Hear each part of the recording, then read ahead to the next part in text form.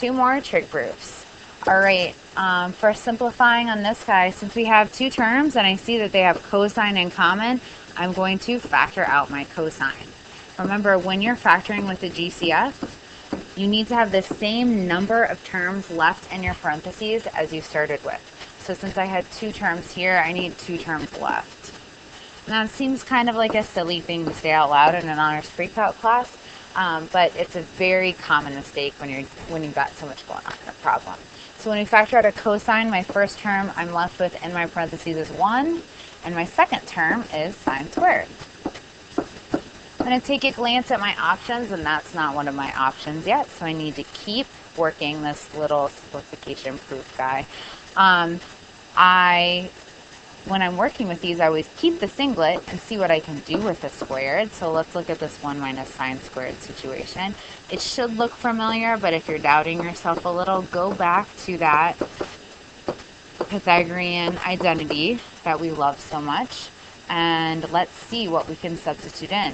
Is 1 minus sine squared. To get there, I would subtract sine squared from both sides. A lot of times we use this for substituting in 1 minus sine squared, but here we're actually going to be able to use the fact that 1 minus sine squared is the same as cosine squared and substitute cosine squared into our problem. So it's kind of a little bit backwards from how we have used that in the past. So cosine times cosine squared is cosine to the third. That is one of our options. It is option A.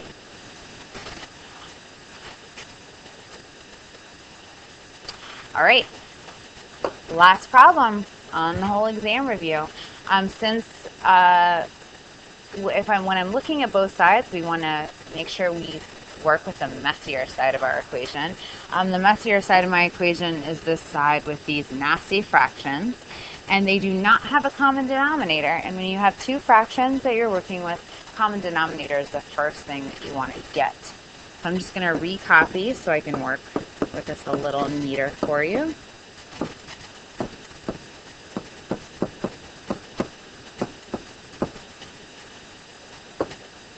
My first fraction needs the common denominator of 1. Our common denominator is going to be 1 minus sine times 1 plus sine. So my first fraction needs 1 plus sine. And here, when we're working with proofs, we are always using fancy form of 1. We can never multiply anything by anything other than 1. My second fraction needs 1 minus sine of x.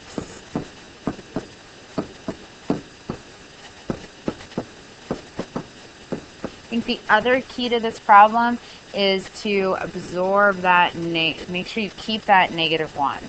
So you can either leave that negative in the middle, and in this next step, make sure you write it as a -1, or you can make it plus that -1 if you think that'll help you to kind of see it all on the same level.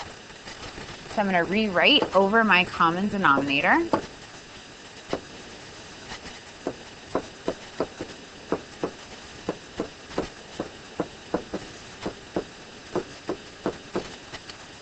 My first fraction had 1 plus sine of x times 1. My second fraction here, I had -1 times 1 minus sine of x, and that is important. And remember, we're trying to match two tangent. Keep our goal in mind here. So I can't change anything with these first two terms. 1 plus sine of x is just going to hang out. I'm going to distribute that negative that we kept very carefully. So -1, negative times negative is positive sine of x.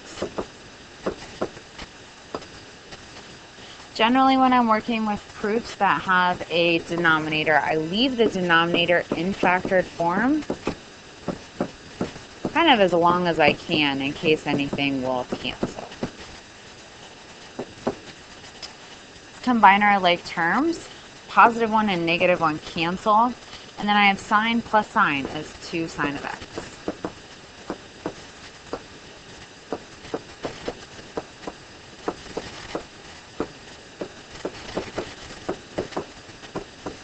So let's kind of do a status report here.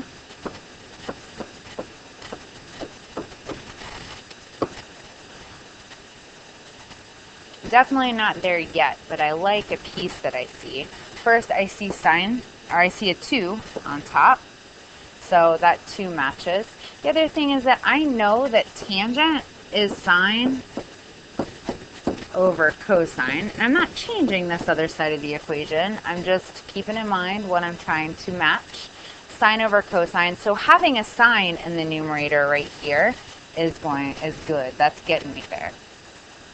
Secant is 1 over cosine. So what I'm missing, when I'm looking at the other side of the equation of the proof, trying to see where I'm going, I'm missing a cosine times a cosine in the denominator. So I'm going to go ahead and multiply out, because there's nothing else to do. Multiply out my denominator. And when I multiply this out, 1 times negative, and then I have negative sign and positive sign, since this is looking like a difference of squares, my middle terms cancel when I FOIL there, and I'm left with 1 minus sine squared, which is awfully nice. If you need to pause the video and do that multiplication for yourself, absolutely do that right now, and make sure you can get to 1 minus sine squared. We know that 1 minus sine squared is the same as cosine squared, which is beautiful, because in that last step, when we were kind of analyzing the other side of the proof, that was our goal. If you need to,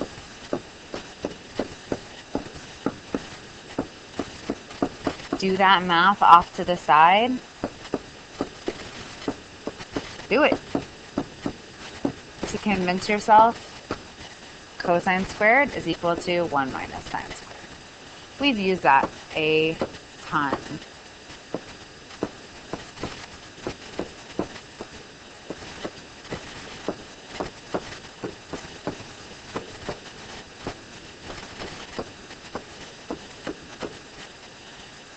At this point, it looks kind of, it's not really obvious how you're going to arrange 2 sine over cosine squared to get it to match 2 tangent secant, but they are absolutely the same.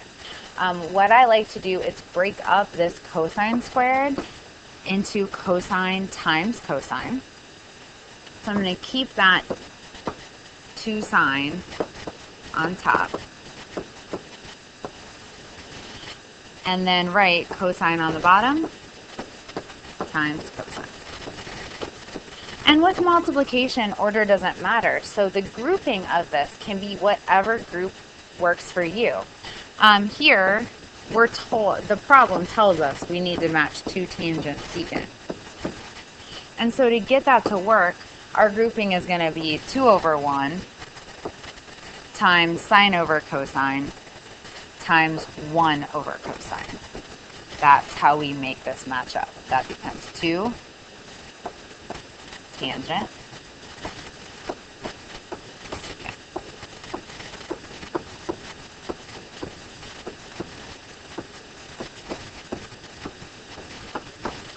And that deserves a really big check. It's a good one.